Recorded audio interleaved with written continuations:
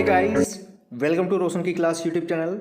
आप सभी का आज की इस वीडियो में एक बार फिर से बहुत बहुत स्वागत है।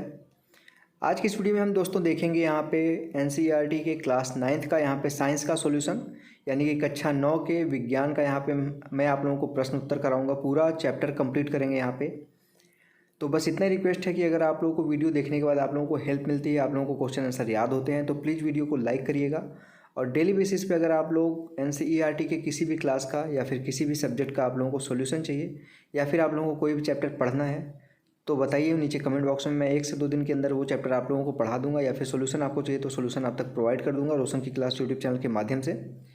इसके लिए सिर्फ आपको एक छोटा सा काम करना है, बिल्कुल फ्री है। नीचे लाल कलर का जो सब्सक्राइब बटन उस पर क्लिक करके सब्सक्राइब कर लीजिए, साथ ही साथ बेल आइकन को दबा के रखिए। तो देर नहीं करते हैं, शुरू करते हैं आज की वीडियो।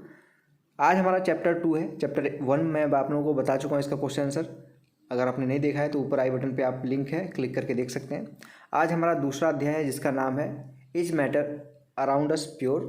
क्या हमारे आसपास के पदार्थ शुद्ध हैं? ठीक है, ये हम सबसे पहले देख रहे हैं यहाँ पे पाठगत प्रश्न, यानी कि जो आपके पाठ के बीच बीच में क्वेश्चन पूछे जाते हैं वो। यहाँ पे मैंने आप लोगों की हेल्प के लिए यहाँ पे पेज नंबर भी लिख रखा है कि किस पेज पे एनसीईआरटी की आप बुक उठाएंगे तो पेज नंबर 16 पे मिलेगा ये क्वेश्चन। पहला प्रश्न है, पदार्थ से आप क्या समझते हैं? तो यहाँ पे देखिए लिखा गया है, पदार्थ वे होते हैं जो एक ही प्रकार के कणों से मिलकर बने होते हैं तथा उस पदार्थ में मौजूद सभी कण समान रासायनिक प्रकृति के होते हैं। जैसे सोना है तो सोने का जो तत्व है वो पदार्थ एक ही प्रकार के यहाँ पे कणों से मिलके बना होता है। ऐसा तो है नहीं कि सोने में लोहे का भी कण मिला होता है, चांदी का भी कण मिला होता है, ऐसा नहीं होता ना। कोई भी एक पदार्थ है तो उसमें अगर वो एक ही प्रकार का तत्व मिला है तो वो पदार्थ है। जैसे सोना हो गया, तांबा हो गया। ठीक, दूसरा प्रश्न देखते हैं, समांगी और विषमांगी मिश्रणों में अंतर बताइए। एक तरफ यहाँ पे समांगी मिश्रण लिखा गया यानी कि होमोजीनियस मिक्सचर, और दूसरा है विषमांगी मिश्रण यानी कि हेट्रोजीनियस मिक्सचर। इसमें देखिए पहला हम पढ़ते हैं यहाँ पे समांगी मिश्रण के बारे में। इसका एक समान संगठन होता है, इसमें विभिन्न अवयवों के बीच कोई यहाँ पे स्पष्ट पृथक्करण सीमाएं यानी कि बाउंड्री ऑफ सेपरेशन नहीं है। उदाहरण के लिए जल में चीनी, जल में नमक, एल्कोहल में जल, कार्बन डाइऑक्साइड में सल्फर। अब यहाँ पे आपका कहने का यहाँ पे मतलब है समांगी मिश्रण का कि इसमें कोई भी लिमिट नहीं होती कि किसी चीज़ में कितना कौन सा चीज़ मिलाया जाए। जैसे आप पानी में अगर चीनी मिलाते हैं तो ये तो है नहीं ना कन्फर्म कि 1 चम्मच ही मिला सकते हैं या 2 चम्मच ही मिला सकते हैं। शराब है, अल्कोहल है, उसमें हम जल मिला रहे हैं तो ये ज़रूरी नहीं कि अगर 10 ml आपका शराब है तो उसमें 1 ml ही जल मिलाएंगे। पानी में अगर आप नमक मिला रहे हैं तो इसमें भी कन्फर्म वो कोई लिमिटेशन नहीं है, कोई यहाँ पे आपको रोक नहीं लगा हुआ है कि 1 चम्मच ही नमक मिलाइए या 2 चम्मच ही नमक मिलाइए। ठीक है, तो जिस मिश्रण में यहाँ पे कोई लिमिट ना हो, बाउंड्री ऑफ सेपरेशन ना हो, उसे क्या कहते हैं हम? समांगी मिश्रण यानी कि होमोजीनियस मिक्सचर। तीसरा पॉइंट देख लीजिए, इसके अवयवों को आसानी से देखना संभव नहीं होता। इसके जो अवयव होते हैं उसको आसानी से हम नहीं देख पाते हैं। और दूसरा यहाँ पे विषमांगी, इसका एक समान संगठन नहीं होता। ठीक, दूसरा इसमें विभिन्न अवयवों के बीच स्पष्ट पृथक्करण सीमाएं होती हैं। जैसे कि यहाँ पे देखें तो तेल में जल, चीनी तथा नमक, बालू यानी कि रेत तथा नमक आदि। ठीक है, तीसरा इसमें है, इसके अवयवों को प्रायः देखा जा सकता है। आप रेत के कण देख सकते हैं, ठीक है, बालू के कण देख सकते हैं आप लोग। तेल में आप जल डालेंगे, तेल है उसमें आप पानी डालेंगे तो पानी अलग दिखेगा, तेल अलग दिखेगा आपको। तो ये हो गया आपका हेट्रोजीनियस मिक्सचर। अब यहाँ पे देखते हैं अगला प्रश्न है जो आपके पेज नंबर 20 पे है। उदाहरण के साथ समांगी तथा विषमांगी मिश्रणों में विभेद कीजिए। तो आपको यहाँ पे जो मैंने अभी दूसरा प्रश्न दिखाया है ये ऊपर वाला, सेम आपका यही क्वेश्चन यहाँ पे फिर से पूछा है। तो इसको ही आप, सेम क्वेश्चन है, इसमें मत सोचिए कि अलग क्वेश्चन है, सेम क्वेश्चन है। इसके अंतर को बताना है तो यहाँ पे अंतर बता दिया गया है। अगला क्वेश्चन यहाँ पे देखिए, विलयन, निलंबन और कोलाइड एक दूसरे से किस प्रकार भिन्न है, आपको बताना है। तो इसका आंसर देखिए, सब यहाँ पे भी तीनों अंतर यहाँ पे मैंने बता दिया है। एक तरफ लिख लिया है विलयन यानी कि सॉल्यूशन, दूसरा है सस्पेंशन यानी कि निलंबन, और तीसरा है कोलाइड यानी कि कोलॉइड। विलयन देखते हैं सबसे पहले, यह एक समांगी मिश्रण होता है। ठीक, दूसरा पॉइंट है इसमें, यहाँ पे देखिए क्ले के कणों का आकार अत्यंत छोटा होता है। ये व्यास में 1 नैनोमीटर, एनएम का मतलब होता है नैनोमीटर, 1 नैनोमीटर में होता है 10⁻⁻⁹ मीटर। से भी छोटे। अब इतना छोटा है कि देख सकते हैं आप कि इसको देखना, आँखों से देखना आसान नहीं होता। ठीक है, तो यहाँ तक कि शक्तिशाली माइक्रोस्कोप द्वारा भी नहीं देखा जा सकता इसको। ठीक है, समांगी यहाँ पे जो विलयन है। तो इसका तीसरा पॉइंट यहाँ पे देखिए, यह फिल्टर पेपर से गुजर जाता है। फिल्टर पेपर पे अगर हम डालते हैं तो ये पार हो जाता है। यह अस्थाई है तथा इसके विलेय पृथक नहीं होते। छानन विधि द्वारा विलेय के कणों को पृथक नहीं किया जा सकता। पांचवा पॉइंट है, इसमें प्रकाश का यहाँ पे प्रकीर्णन नहीं होता तथा यहाँ यह टिंडल इफेक्ट, टिंडल प्रभाव उत्पन्न नहीं करता। यानी कि इसमें से अगर हम प्रकाश यहाँ पे डालते हैं तो इसमें से प्रकाश का प्रकीर्णन नहीं होता, पार हो जाता है। निलंबन देखते हैं, यह एक विषमांगी मिश्रण है। दूसरा पॉइंट है, विलेय के कणों का आकार बहुत बड़ा होता है, यानी कि 100 नैनोमीटर व्यास में होते हैं। ये व्यास मतलब ये गोला है तो पूरा का पूरा जो ये एरिया होता है ये व्यास कहलाता है। तो इसका जो व्यास होता है वो 100 नैनोमीटर होता है, इसलिए इसे आसानी से देखा जा सकता है। तीसरा, यह फिल्टर पेपर से नहीं गुजर सकता, बड़ा है तो फिल्टर पेपर से गुजारेंगे तो रुक जाएगा, छन जाएगा। चौथा है, यह अस्थाई है तथा इसके कण कुछ समय बाद तली पर जम जाते हैं। छानन विधि द्वारा इसे जो कण है उसको अलग किया जा सकता है। जैसे पानी में अगर बालू मिला दें आप, तो जब तक वो घूमता रहेगा तब तक तो बालू ऊपर आपका चारों तरफ रहेगा, लेकिन धीरे धीरे कुछ समय बाद जब वो घूमना बंद करेगा मिश्रण, तो बालू धीरे धीरे देखेंगे आप तली में जमा हो जाता है। ठीक है, तो ये आपका हो जाता है किस प्रकार का, सस्पेंशन, निलंबन टाइप का। इसके बाद देखिए यहाँ पे, इसमें प्रकाश का प्रकीर्णन होता है परंतु यह टिंडल प्रभाव नहीं दर्शाता। यानी कि इसमें भी टिंडल प्रभाव नहीं है, लेकिन प्रकाश का यहाँ पे परावर्तन, यहाँ पे प्रकीर्णन यानी बिखराव होता है। अब हम देखेंगे कोलाइड, यह समांगी दिखाई देता है परंतु यहाँ पे विषमांगी मिश्रण होता है। ये देखने में तो समांगी की तरह लगता है, पारदर्शी टाइप का दिखेगा, लेकिन ये होता विषमांगी मिश्रण है। दूसरा पॉइंट, इसमें विलयन के कणों का आकार विलयन के कणों से बहुत बड़ा परंतु निलंबन के कणों से छोटा होता है। यानी कि अगर यहाँ पे बात की जाए कोलाइड का, तो इससे छोटा होता है और इससे बड़ा होता है, इसके जो कण होते हैं। यानी कि इसका आकार क्या था, 1 नैनोमीटर, यानी कि 1 नैनोमीटर, और इसके आकार यानी कि 100 नैनोमीटर के बीच में इसका आकार होता है। इसके कणों को माइक्रोस्कोप से भी नहीं देखा जा सकता, परंतु इनको इलेक्ट्रॉन माइक्रोस्कोप से देखा जा सकता है। ठीक, तीसरा पॉइंट है, यह फिल्टर पेपर से गुजर जाता है, यानी कि फिल्टर पेपर भी यह नहीं छनता। चौथा पॉइंट है, यह स्थायी विलयन है जिसमें विलेय पृथक नहीं होता। जैसे आप लोग पानी है उसमें अगर आप चीनी मिला देते हैं, घोल देते हैं, तो क्या चीनी वो नॉर्मल ऐसे अलग छानने पर छन जाता है। अगर घुल जाता है चीनी पानी में, तो उसको अगर आप छन्नी से छाने तो क्या छनता है, नहीं छनता। ठीक है, ये आपका इस तरह, इसलिए ये सॉल्यूशन की तरह दिखता है। इसलिए छानन विधि द्वारा विलेय के कणों को पृथक यहाँ पे देख लीजिएगा, यहाँ नहीं होगा। ठीक है, छानन विधि द्वारा इसमें प्रकाश का प्रकीर्णन होता है तथा यह टिंडल प्रभाव उत्पन्न करता है। याद रखिएगा, इसमें प्रकाश का प्रकीर्णन भी होता है और टिंडल प्रभाव भी होता है। अगला क्वेश्चन देखें हैं, तीसरा, एक संतृप्त विलयन बनाने के लिए 36 ग्राम सोडियम, ठीक, सोडियम क्लोराइड NaCl को 100 ग्राम जल में 293 केल्विन पर घोला जाता है। इस तापमान पर इसकी सांद्रता प्राप्त कीजिए। तो इसमें तापमान का कोई यहाँ पे तापमान यहाँ पे दे दिया 293 के केल्विन। तो यहाँ पे देखिए विलेय के पदार्थों का यहाँ पे द्रव्यमान अगर पूछता है तो विलेय पदार्थ का द्रव्यमान कितना, 36 ग्राम दिया है, 36 ग्राम लिख लिए। विलयन यानी कि जल जो है जिसमें आप घोलेंगे इसको सोडियम क्लोराइड को, उसका यहाँ पे मात्रा दिया है 100, क्वेश्चन में दिया है। तो सूत्र इसका क्या होता है, ध्यान से देख लीजिएगा, सूत्र बहुत जरूरी है। विलयन का द्रव्यमान बराबर विलेय का द्रव्यमान प्लस विलायक का द्रव्यमान। तो यहाँ पे विलेय का द्रव्यमान कितना है, 36 ग्राम है, विलायक का द्रव्यमान कितना है, 100 ग्राम है, तो टोटल कितना आ जाएगा, 136 ग्राम आ जाएगा क्या, विलयन का द्रव्यमान। अब इसका सूत्र होता है विलयन की सांद्रता निकालने का, विलेय का द्रव्यमान बटे विलयन का द्रव्यमान गुणे 100। परसेंटेज निकालना है तो 100 तो करना ही पड़ेगा। तो 36 ग्राम को 136 आया था हमारा विलयन का द्रव्यमान, तो 136 कर लिए, भाग दे देंगे, 100 से गुणा कर देंगे तो 26.4% आएगा।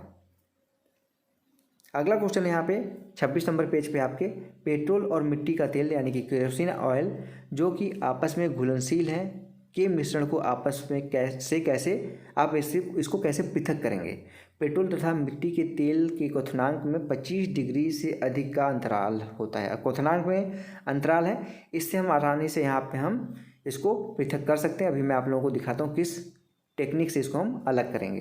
कि एक बॉटल है आपके पास, उसमें मिट्टी का तेल भी डाल दिया गया और पेट्रोल भी डाल दिया गया है, और बताया जा रहा है, पूछा जा रहा है आपसे कि उसको अलग अलग कैसे करेंगे। फिर आप तो यहाँ पे देखिए, जब दो यहाँ पे घुलनशील यानी कि मेजेबल द्रव्यों के क्वथनांकों का अंतर 25 यहाँ पे सेल्सियस या इससे अधिक हो, तब इनके मिश्रण को आसवन विधि होता है यानी कि डिस्टिलेशन मेथड होता है द्वारा पृथक किया जाता है। जब यहाँ पे ये कंडीशन हो कि 25 डिग्री जो दो घुलनशील मेजेबल द्रव्य हैं उनके बीच के जो उनका क्वथनांक जो 25 डिग्री से अधिक का अंतर होता है 25 सेंटीग्रेड से, तो उसको हम अलग कैसे करते हैं, उसको हम आसवन विधि यानी कि डिस्टिलेशन मेथड से अलग करते हैं। कार्यविधि देख लीजिए, यहाँ पर प्रोसीजर लिखा गया, मैं फिगर के द्वारा भी आपको बता देता हूँ। मिश्रण जो है वो अब पेट्रोल और मिट्टी के तेल का है। एक आसवन फ्लास्क में लेंगे, जो ये फ्लास्क दिख रहा है आपको ये वाला, इसमें हम विलयन को ले लिए, ठीक। उसके बाद दूसरा यहाँ पे देखिए, इसमें एक थर्मामीटर लगाएंगे, यहाँ पे एक थर्मामीटर हमने लगा दिया। उसके बाद उपकरण के यहाँ पे जो चित्र दिया गया के अनुसार व्यवस्थित करेंगे। जैसे ये चित्र दिया गया 2.7 देख लीजिए, ये चित्र का नाम है 2.7। इस तरीके से हम व्यवस्थित कर लेंगे। यहाँ पे देख लीजिए, मैं आपको बता देता हूँ। यहाँ पे इसमें हमने ले लिया सोल्यूशन, यहाँ पे थर्मामीटर लगा दिया, ठीक है, यहाँ पे थर्मामीटर लगा दिया। और यहाँ से जो यहाँ पे हमारा यहाँ पे हम गर्म करेंगे, यहाँ पे हमने बर्नर लगा दिया, इसको हम गर्म करेंगे, ठीक है।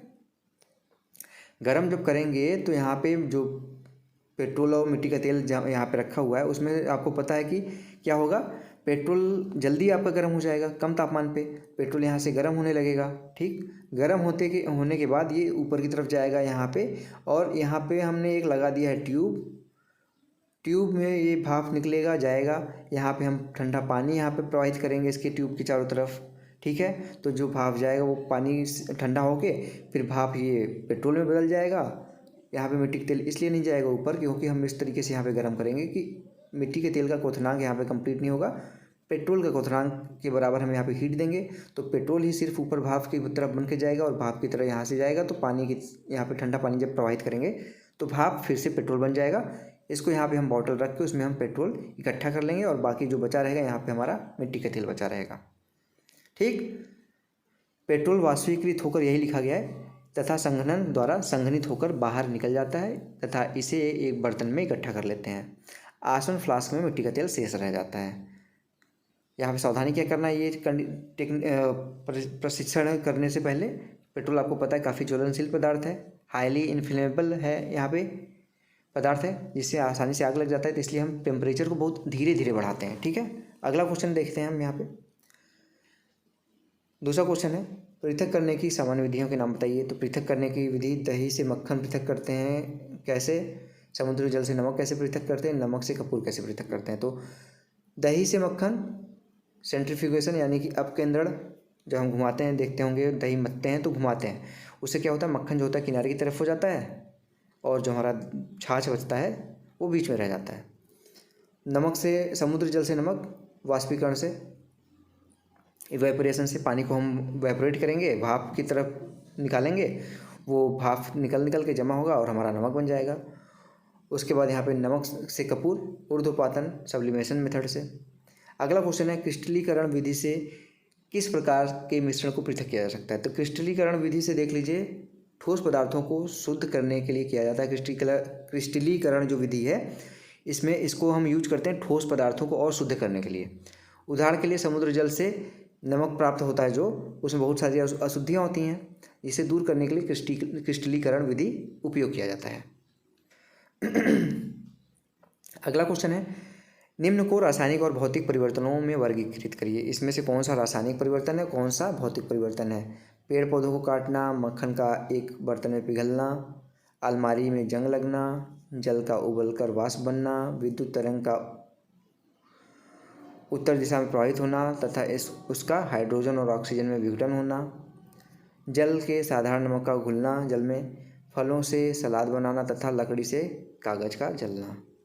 तो यहाँ पे देखिए भौतिक परिवर्तन एक तरफ लिख दिया गया है और रासायनिक परिवर्तन एक तरफ लिख दिया गया है।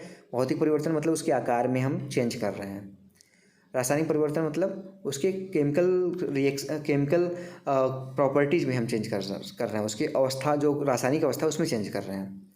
तो भौतिक में है पेड़ पौधों को काटेंगे उसके आकार में परिवर्तन हो जाएगा, मक्खन पिघल रहा है उसके आकार में परिवर्तन होगा, जल का उबलकर वाष्प बनना, इसके आकार में जल आपका क्या हो जाएगा, उबल के वाष्प बन जाएगा, आकार परिवर्तित हो गया।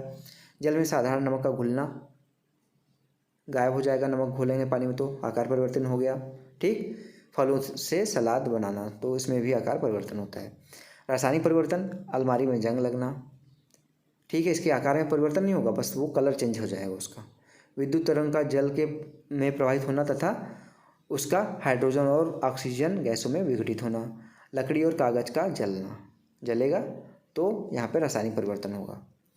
अगला क्वेश्चन है यहाँ पे, आप अपने आसपास की चीज़ों को शुद्ध पदार्थों या मिश्रण के से अलग करने का प्रयत्न कीजिए। शुद्ध तांबा पदार्थ तांबा, सोना, नमक, चीनी, आसवन जल यानी कि डिस्टिल्ड वाटर, चांदी, लोहा, हीरा, एल्कोहल आदि।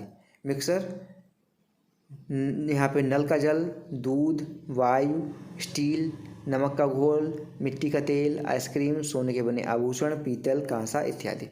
तो यहाँ पे देख लीजिए आपसे क्या पूछा है, शुद्ध पदार्थों या मिश्रण में अलग करना है। आपको पदार्थ दे दिया गया है, ये सब सारी शुद्ध पदार्थ हैं, ये सब आपके मिक्सर हैं यानी कि मिश्रण हैं।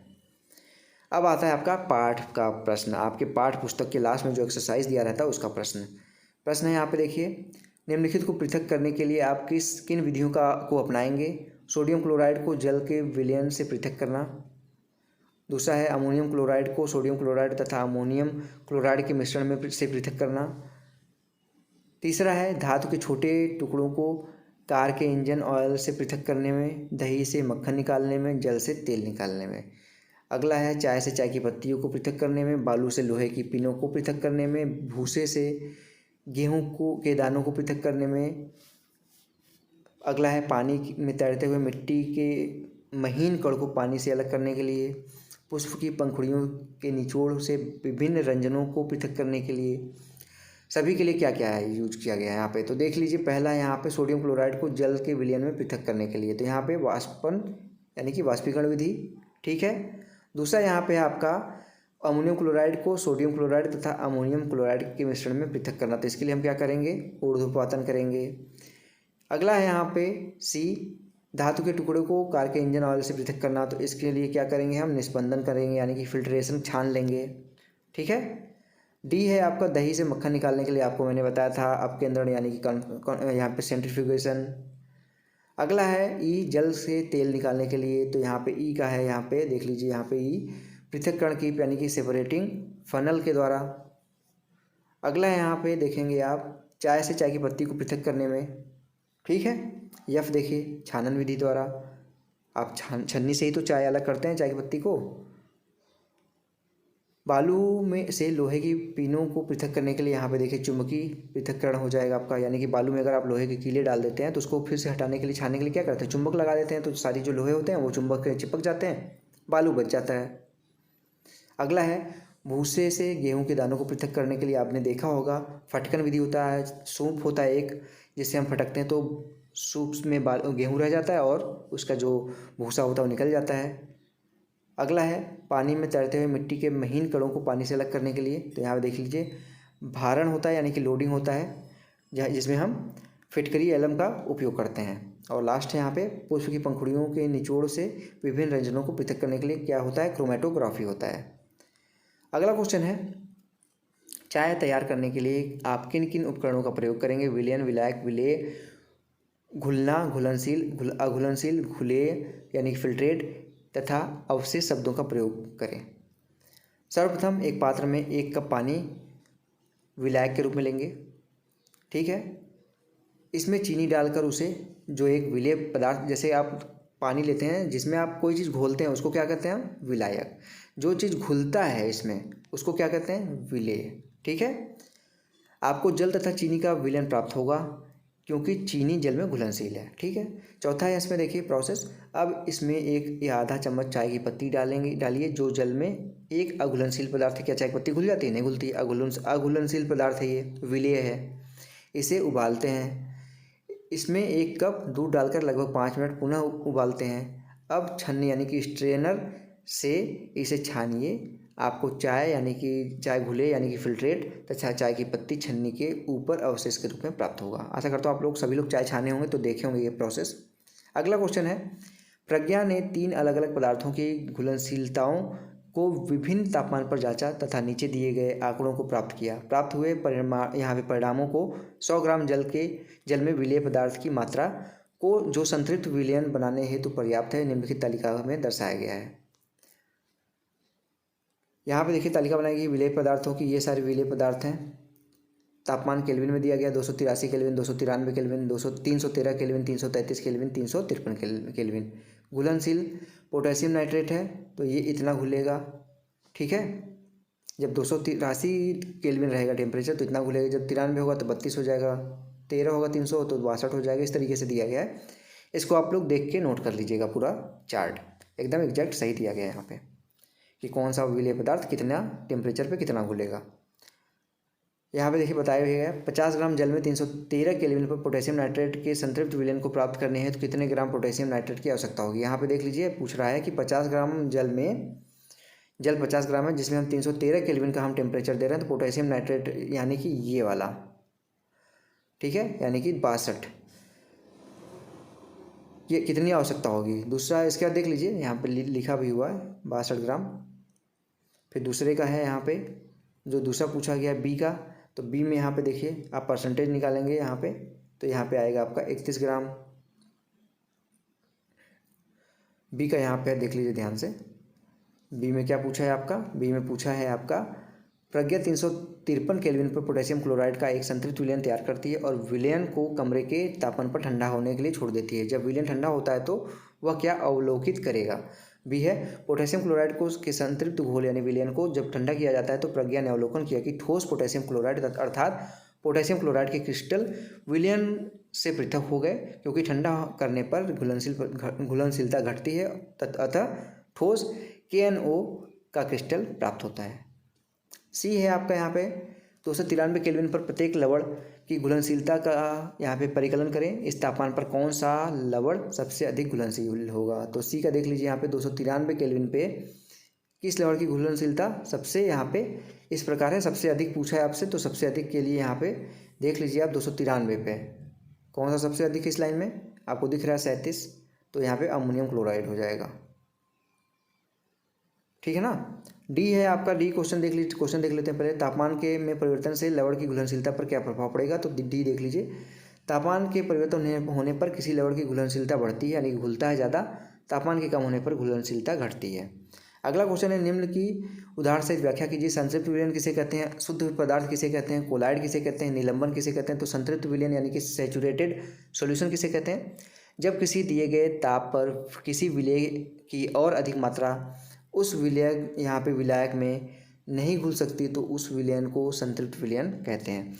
अब आपने पानी लिया, ठीक, आपने पानी लिया, इसमें आप चीनी घोल रहे हैं, चीनी डाल रहे हैं, घुलता जाएगा। लेकिन इतना अगर डालते डालते एक ऐसा स्थिति आएगा जब चीनी ये घुलेगा नहीं, ये धीरे धीरे ठोस होने लगेगा पानी, तो वो संतृप्त, उस टाइम पे वो संतृप्त हो जाता है।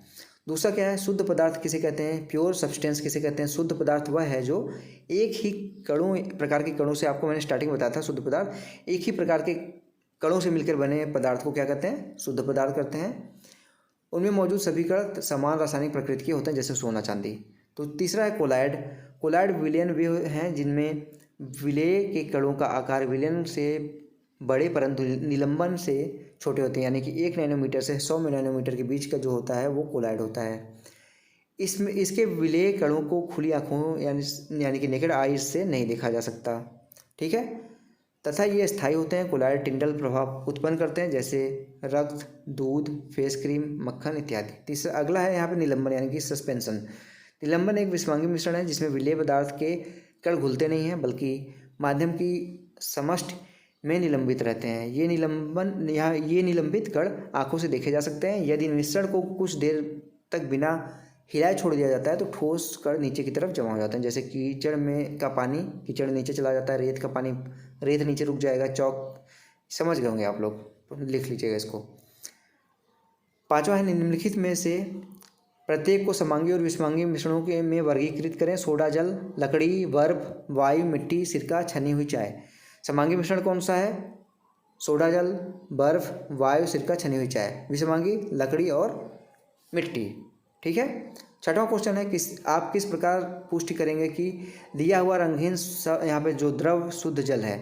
यदि वायुमंडलीय दाब पर दिया हुआ रंगहीन द्रव 100 डिग्री पर उबलता है तो यह हम कह सकते हैं कि दिया गया रंगहीन द्रव जल है, क्योंकि शुद्ध जलों को के क्वथनांक तथा गलनांक निश्चित होते हैं। यानी कि जब शुद्ध पानी होता है तो उसको हम, आपको पता है कि 100 डिग्री सेल्सियस पे पानी उबलता है। अगर शुद्ध नहीं होगा तो वो कम पे उबल जाएगा या फिर ज़्यादा पे उबलेगा। तो अगर हमको चेक करना है कि शुद्ध जल है कि नहीं ये, तो हम उबालेंगे। अगर 100 डिग्री पे वो उबल जाता है तो वो शुद्ध जल होगा। ठीक है, इस तरीके से हम पता कर लेंगे। 7वां क्वेश्चन है, निम्नलिखित में से कौन सी वस्तुएं शुद्ध पदार्थ हैं? तो बर्फ़ आपको क्या लगता है, दूध क्या लगता है, लोहा क्या है, यहाँ पे हाइड्रोक्लोरिक अम्ल क्या है, कैल्शियम ऑक्साइड क्या है, पारा क्या है, ईंट क्या है, लकड़ी क्या है, वायु क्या है। इसमें से शुद्ध पदार्थ आपको बताने हैं। तो निम्नलिखित वस्तुएं शुद्ध पदार्थ हैं, जैसे बर्फ़ पानी का बना होता है, लोहा भी शुद्ध है, हाइड्रोक्लोरिक अम्ल ये भी शुद्ध है, कैल्शियम ऑक्साइड ये भी शुद्ध है, पारा भी शुद्ध है। ठीक है। निम्नलिखित मिश्रणों में से विलयन की पहचान करें। मिट्टी, समुद्री जल, वायु, कोयला, सोडा जल। इसमें देख लीजिए दिए गए मिश्रणों में विलयन क्या है, जिसमें हम घोलेंगे कोई चीज़, समुद्री जल में या फिर सोडा जल में। निम्नलिखित में से, अगला क्वेश्चन है 9वां, निम्नलिखित में से कौन टिंडल प्रभाव को प्रदर्शित करता है? आप बताइए इसमें से, आप चारों में से कौन सा टिंडल प्रभाव यहाँ पे शो करेगा? तो दूध तथा स्टार्च विलयन, क्योंकि ये कोलाइडल विलयन है। कोलाइडल विलयन आपका पता है कि टिंडल प्रभाव शो करते हैं। निम्नलिखित को तत्व, यौगिक तथा मिश्रण के रूप में वर्गीकृत करना है कि ये जो आपका दिया गया है, एक ए से लेके, सोडियम से लेके यहाँ पे कार्बन डाइऑक्साइड पे, आपको बताना है कि कौन सा तत्व है, कौन सा यौगिक है और कौन सा मिश्रण है। तत्व, यौगिक और मिश्रण का इस तरीके से चार्ट बना लिया गया है। तत्व में है सोडियम, चांदी, टिन, सिलिकॉन। यौगिक में है कैल्शियम कार्बोनेट, मीथेन, साबुन, कार्बन डाइऑक्साइड। मिश्रण है चीनी का घोल, मिट्टी, वायु, कोयला, रक्त। इसको आप नोट कर लीजिएगा रोक के वीडियो। 11 नंबर का क्वेश्चन है, जो कि आज की वीडियो का लास्ट क्वेश्चन है आपके चैप्टर का। निम्नलिखित में से कौन कौन से परिवर्तन रासायनिक परिवर्तन? आपको बताना है कि इसमें से कौन कौन से परिवर्तन रासायनिक परिवर्तन है। तो यहाँ पे देख लीजिए, ए से लेके जी तक दिया गया आपको बताना है इसमें से रासायनिक परिवर्तन कौन कौन सा है। तो आपको पता है कि रासायनिक परिवर्तन पौधों की वृद्धि होती है। ठीक है। लोहे में जंग लगना आपको मैं बता चुका हूँ, रासायनिक परिवर्तन होता है। लोहे के चूड़ को तथा बालू को मिलाना, ये रासायनिक तो है नहीं परिवर्तन। ठीक है। खाना बनाना रासायनिक परिवर्तन होता है, खाना पकता है, रासायनिक परिवर्तन हो गया। भोजन का पाचन रासायनिक परिवर्तन हो गया। ठीक है, ये भी रासायनिक परिवर्तन, ये भी रासायनिक परिवर्तन, ये भी रासायनिक परिवर्तन, ये भी रासायनिक परिवर्तन, ये वाला नहीं है। जल से बर्फ बनना, अब बताइए जल से बर्फ बनना रासायनिक परिवर्तन है कि नहीं है? तो नहीं है, भौतिक परिवर्तन है। मोमबत्ती का जलना रासायनिक परिवर्तन है, क्योंकि मोमबत्ती जल के ख़त्म हो जाती है। तो ये आपके रासायनिक परिवर्तन है, लिख दिया मैंने। और भौतिक परिवर्तन कौन सा है वो भी मैंने बता दिया। और आगे यहाँ पे अब हमारा चैप्टर यहाँ पे समाप्त होता है। सारे क्वेश्चन यहाँ पे मैंने आप लोगों को बता दिया। थोड़ी सी बड़ी वीडियो हो गई, लेकिन बड़ा चैप्टर था, कक्षा 9 का है विज्ञान, तो जाहिर सी बात है थोड़ा टाइम तो लगेगा ही। तो वीडियो लाइक करिएगा। सुबह सुबह आप देख सकते हैं, यहाँ पे गलती से मैंने समय भी दिखा दिया है, तो समय 5:22 का सुबह हो रहा है। तो सुबह सुबह मैंने आप लोगों के लिए क्लास लिया है। तो अगर मेरी मेहनत आप लोगों को पसंद आई तो प्लीज़ वीडियो को लाइक करिएगा। और ऐसे ही एनसीईआरटी के किसी भी क्लास का, किसी भी सब्जेक्ट का अगर आप लोगों को सॉल्यूशन चाहिए या फिर कोई चैप्टर पढ़ना है, तो रोशन की क्लास यूट्यूब चैनल से जुड़ जाइए, बिल्कुल फ्री है। नीचे लाल कलर का जो सब्सक्राइब लिखा हुआ बटन आ रहा होगा, यहाँ पे नीचे आ रहा होगा, उस पर क्लिक करके सब्सक्राइब कर लीजिए। साथ ही साथ बेल आइकन को दबा के रखिए, जिससे मैं आप लोगों के लिए कोई भी यहाँ पे सोल्यूशन अपलोड करता हूँ तो उसकी नोटिफिकेशन आप तक बिल्कुल फ्री पहुँच जाए। तो फ्रेंड्स, मिलते हैं नेक्स्ट वीडियो में। तब तक के लिए आप सभी का बहुत बहुत धन्यवाद। जय हिंद, वंदे मातरम।